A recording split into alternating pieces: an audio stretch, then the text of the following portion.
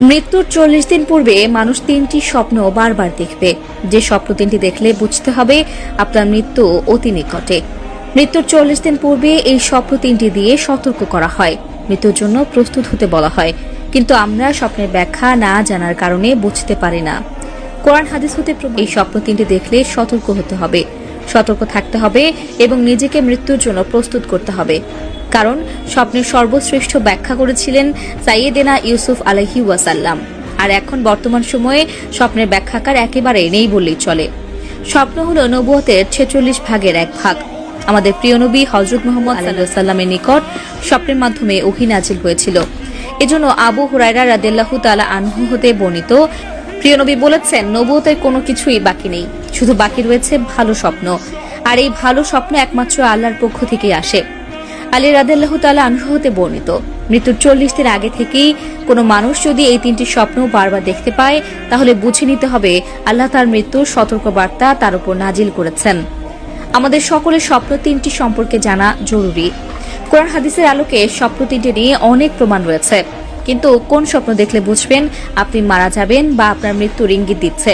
তাহলে চলুন জেনে নেই সেই স্বপ্ন 3টি কি। প্রথম স্বপ্নটি হলো, আপনি যদি স্বপ্নে দেখেন পুরুষ বা আত্মীয় স্বজন যারা ইতিপূর্বে মারা গিয়েছে তারা আপনাকে ডাকছে, কাছে চলে যাওয়ার জন্য আপনাকে ডাকছে, অনুরোধ করছে, বা যারা মারা গিয়েছে তাদের বারবার স্বপ্ন দেখছেন, তখন মনে করবেন আপনার মৃত্যুর সময় ঘনিয়ে এসেছে। দ্বিতীয় নম্বর স্বপ্নটি হলো, আপনি যদি স্বপ্নে দেখেন আপনার মুখ থেকে একটি পাখি বের হয়ে গিয়েছে আর সেই পাখিটির ছটফট করতে করতে আসমানের দিকে চলে গিয়েছে, তাহলে বুঝতে হবে আপনার মৃত্যু অতি নিকটে।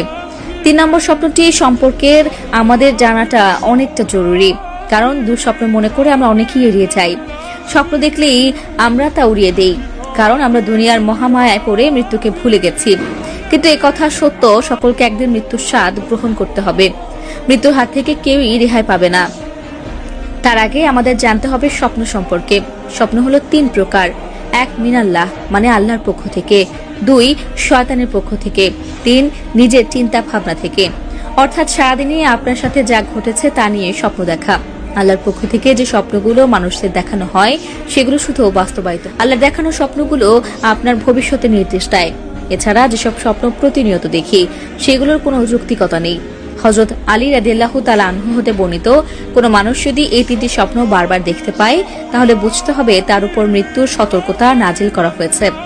তৃতীয় নম্বর স্বপ্নটি হলো, আপনি যদি ঘুমের মধ্যে দেখেন ঘুমের মধ্যেই এক দেশ থেকে অন্য দেশে দেশান্তর হচ্ছেন, স্বপ্নটি বারবার দেখছেন, তাহলে বুঝতে হবে মৃত্যু আপনার অতি নিকটে।